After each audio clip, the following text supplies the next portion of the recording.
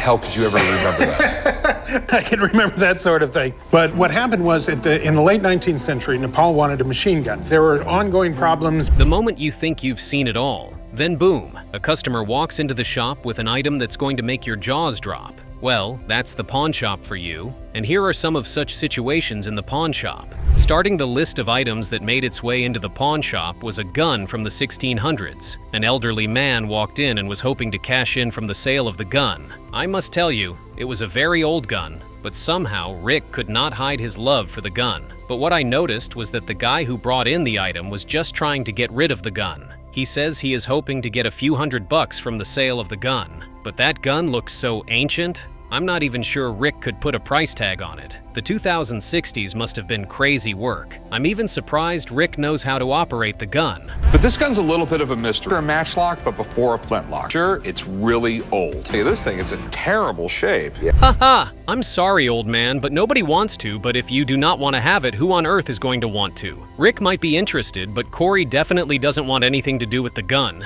The problem now is his gun guys are not around, so the gun can't be properly valued. But then again, the gun is very old, and it's in very bad condition. The old man wants $1,000 for the gun, but Rick cuts it down to $500. The look on the man's face clearly says that he doesn't like that price, but is he going to take it? I mean, I'm only making an offer because it's so old. Deal. Okay, it's a deal. Pretty smart move. There was no way Rick was going to go any higher than $500. That gun is definitely going to be in their collection for a pretty long time, except if they find someone who likes pretty old guns, but it looks like the old man made a solid, decent gain from the gun. Oh well. The next item that walked into the shop was a samurai sword. Oh yes, you heard me right. This dude was looking to sell a samurai sword, and Chum could not wait to get his hands on it. I got something for you. Oh, sweet, a ninja sword. No, that's a samurai sword. Same thing. The pawn shop today to sell my 1600 samurai sword. I got the sword because the client owed me about $300. What? I can't believe that's the reason he wants to seek the sword. It looks like his wife must have anger issues, and he doesn't want to be her test subject when next she gets angry. Oh well, let's see what Corey thinks about the sword. And if we are being honest, it sounds very, very scary. Those can't actually be bloodstains, right? I guess we'll find out. Apparently one of this guy's clients who owed him left him the sword and never came back for it. It seems pretty fair to get rid of it before his wife uses it for something else.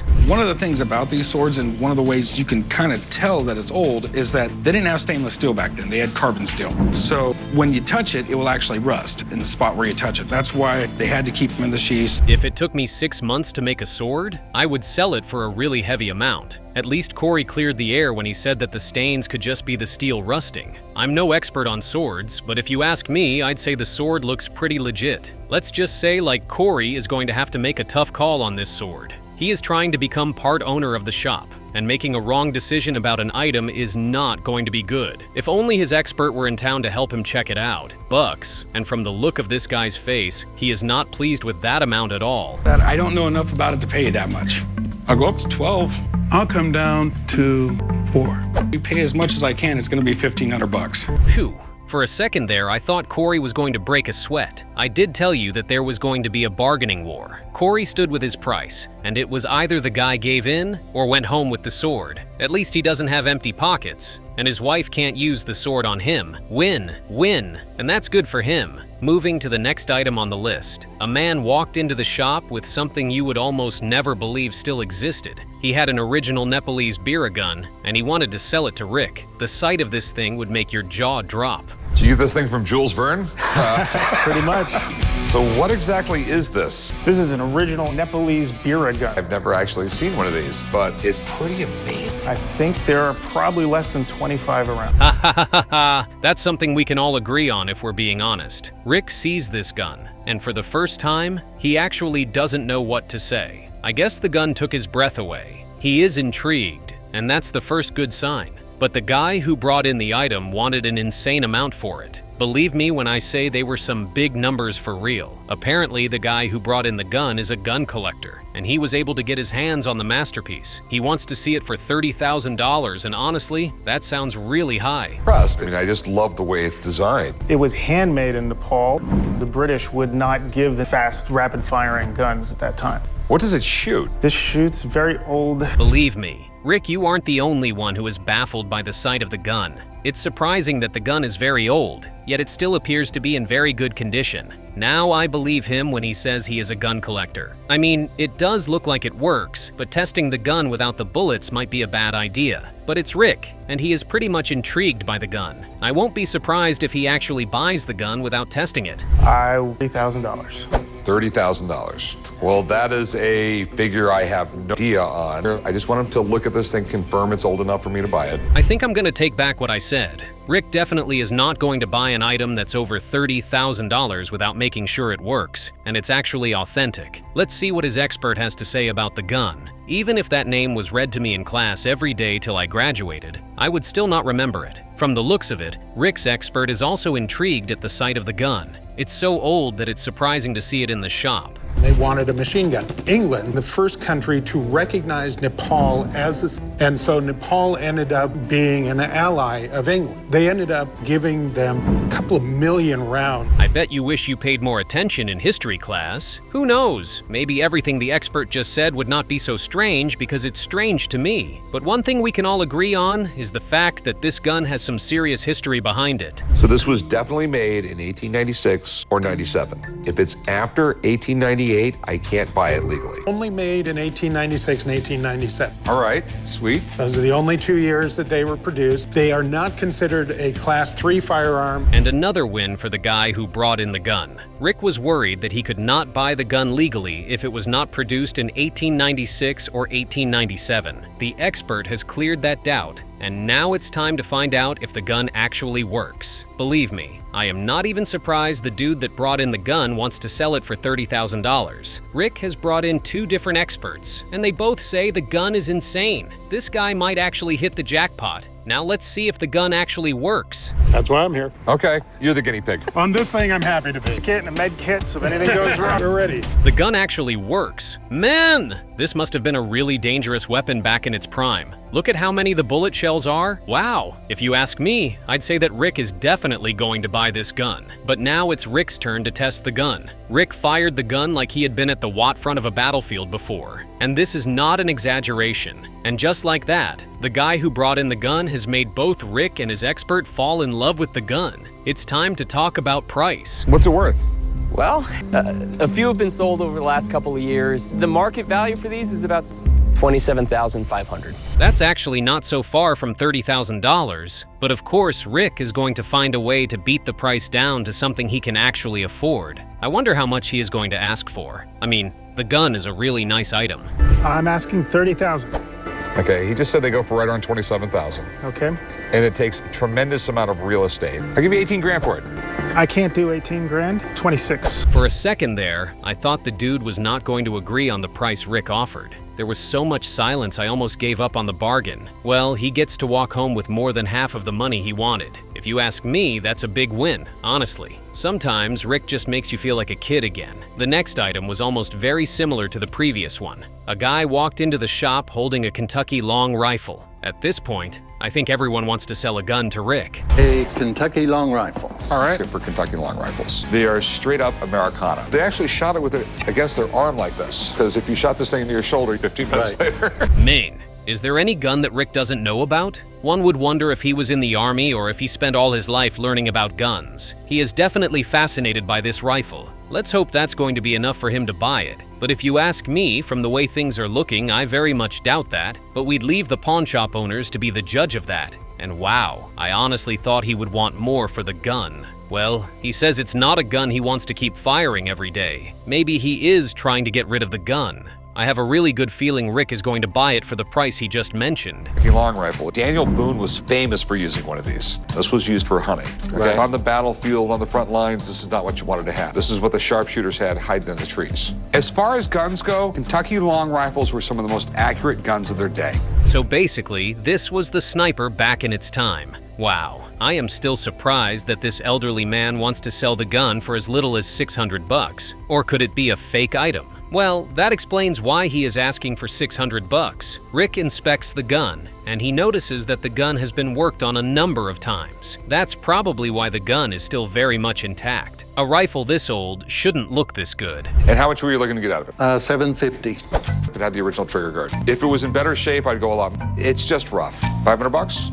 Haha, like he had a choice. There was no way he was going to get a better offer from Rick. The gun looks really good and very antique, but it's been worked on way too many times. And sadly, Rick is keeping the gun for just 600 bucks. Looks like it's game on between Rick and Chum. Buying the gun for 600 bucks was not enough for Rick. Today has been about guns, and all he wants to do right now is fire a couple of rounds to see how good the gun is. All right, Chum. You ready to wear a coonskin hat? Go ahead, make my day. Here we go. Oh, I think you hit the wall about 250 yards with this thing? Haha, Rick is definitely going to lose this challenge. He fires the first shot, and it's miles away from the target. He is no sniper expert, so it's not surprising that he missed his shot. Let's see if Chum is going to hit the target. Well, it looks like both Rick and Chum are horrible with guns. Chum tries his luck, and as you'd expect, he misses the target. At least he was not so far from it. But Chum has a better idea. Let's hear what it is. I'll tell you what, I got an idea. I'll move up 100 yards, take one shot. If I hit it, you got the coon hat for a day. And if I miss it, I gotta wear the coon hat for a day. I'm fine, because there's no way you can hit with this thing. Looks like we have another challenge. Chum is still convinced that he can hit the target. But this time, instead of trying from 200 yards, he is going to attempt the shot from 100 yards. Let's see how that plays out. I think we can all agree that Rick is just a bad loser. All this while he clowned and told Chum that he could never make the shot. Well, guess what? He did. And now Rick has to wear the coonskin hat. Definitely serves him right. I'm lucky, but I'm that good. I'm just a top shooter. Top of the pawn shop, that's for sure. No, you're not. Throwing away the shop, they sell nice coon hats. I can't wait to see Rick in this coonskin hat. He's gonna look like he has a little rat tail hanging off. It's gonna look like hair. Moving on to the next item on the list. A first edition Rolling Stone magazine found its way into Rick's shop. The seller of the magazine had some high hopes for the item, but of course Rick had to inspect the item before going any further with an offer. Having the first edition of a Rolling Stone magazine would be so cool. I'm not even going to disagree with Rick when he says he would love one for his mom. I would love one for my mom too. Back in the day, these things were the main stuff. Everyone could not help but want to have a copy of the Rolling Stone magazine. Started the whole thing. They sold like 5,000 copies of this first issue. On the back page, sign up, get a subscription to it, or you could just send it back and say, this sucks. Can you dig this? Gentlemen, Rolling Stone sucks. Man, the look on Rick and Corey's faces was not nice at all. They honestly could not believe he was asking for $350 to sell the magazine. But come on, the price was not that bad, was it? Oh well. Moving on. The next item that walked into the shop was an Ohio State football pendant. The shape of these pendants was nothing short of hilarious, trust me. The seller was pretty positive that he was going to make a lot of money from selling them to Rick. Oh, pretty good. How can I help you? Well, I have a couple of these Ohio State pendants that are awarded to the players when they beat Michigan. Why do they look like pants? Well, when they started the award, Ohio State had a long losing streak against Michigan. So the coach came in and said, these guys put their pants on one leg at a time like we do. Rick and his son are just two very funny individuals. But then again, this item the customer was trying to sell came from one of the most intense rivalries in the history of sports. But are the pendants real? I guess we'd leave that for the experts to figure out. He is offering $2,500 for the pier. You can honestly tell that this guy sure wants to cash in big with these pendants. But from Rick's reaction, he might have to bring his expectations a little lower. I mean, there's green on the item already. The average fan is never going to have. I'll give you 1,500 bucks. I can't do that. That's too low. I'll go $2,000. I'm gonna price him at 1,500 bucks, so I'm not making a fortune off you. Like I said, this guy just wasn't going to settle for anything less than $2,000, and he left the pawn shop a really happy man. Let's hope Rick makes his own profit from the item. Next up, we have a lady who happens to have a couple of Pablo Picasso's etchings. Oh, you did not hear wrong. If those etchings prove to be the real thing, this lady is going to make an unbelievable amount of money. Hi. Hey, I wanted to see if I can sell these Picassos. Okay. I'm gonna go look around. So where did you get these? They belong to my mom. I'm selling them for her. It's like something Chum could have drawn. I have to agree with Rick on that one. Even if you know nothing about art in this century, the name Pablo Picasso should not be strange at all. But like Rick said, there are a lot of these particular paintings out there. You can always count on Rick to have an expert on standby to check out anything he likes and feels could be fake. Well, I guess this woman's dreams of making some money lie in the hands of the expert. This piece looks like just an open edition lithograph called Blue Dove of Peace. It's a mass-produced piece, so maybe $100, $200. Okay. Just by hearing that alone, it feels like she's not going to be cashing in on these items at all. But hold on, the expert still has some inspecting to do, so let's see the outcome of his inspection. The price Rick offered does not sound bad. If you ask me, that actually doesn't sound like a really bad price. I mean, it's better than her going home with nothing at all. The only question left now is how much Rick is going to offer for the item. I'm looking to get 1,000. 1,000 I couldn't do. This one I wouldn't want, it's just too common. And this one right here, I would give you $600 for it. What about 9? I don't get gallery prices. At least she did not go home with empty pockets. $650 was not a bad deal at all. If you ask me, I would say Rick was pretty generous with this offer. I bet you $100 that Chum Lee can draw something just as good as poor Rob. No, you couldn't. I can bet you can draw something and the old man can't tell the difference. Yeah, I'll bet $100. All right, deal. So the old man's gonna be the judge? Yep. All right, fine. Let me get started. Haha, now, that's just rude. After the lady left the shop, Corey decided to bet on his younger brother that he could draw the exact same piece the woman brought into the shop. Was Corey right? Oh well. The next item on the menu was a vintage car, and I must tell you, this car was looking like some real money. Rick and his dad wasted no time going to check out the vehicle. Getting there, well, let's just say Rick's dad was not very impressed. So what do you got here? I got a 1931 Rio Flying Cloud. They put a lot of style when they built cars back then. It's like a box, but it's like an Arctic box. Man, Rick's dad is one tough old bird. It's going to take heaven to get him to like this car if we are being honest. I mean, he hasn't even said a single word about the vehicle. Or could the vehicle be worth nothing? I mean, it's vintage for crying out loud. Wait, did he say after 80 years? I'm surprised the vehicle still runs, to be honest. But the sounds coming out of this vehicle could honestly make you deaf. So what'd you want to do with this thing? I'd like to sell it. Okay. How much were you looking to get out of it? About 40,000. Yeah, I'd like to too. Let me have someone come down here and take a look at this thing. Okay. And we'll talk about it and we'll figure out if we can do something. All right. Okay? Sounds great. That doesn't sound like a bad price, actually. But then again, the vehicle runs like a piece of crap. Rick's going to have someone check it out and see if it's worth paying $40,000. Sadly, the seller is so disappointed with that figure. Well, Rick has a lot of thinking to do. Fixing up the vehicle is going to cost him no less than 30 grand. At this point, I wonder how much Rick is willing to pay for this vintage vehicle.